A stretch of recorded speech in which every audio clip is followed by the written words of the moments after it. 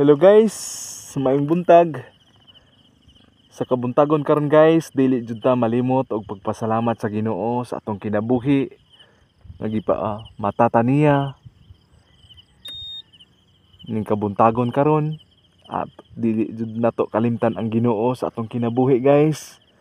Kay siya para atong saligan sa kanunay bugtong ug buhi nga Dios na atong gialagaran guys.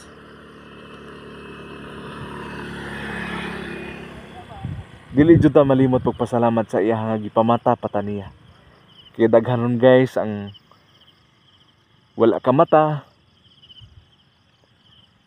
Daghanon guys ang mga masulubon. Pero guys, pasalamatan nato ang Ginoo kay gihatagan ta niya og gininhawa, kusog, kabaskog nga makabangon pa kita. Salamat kayo sa Ginoo guys. And God bless.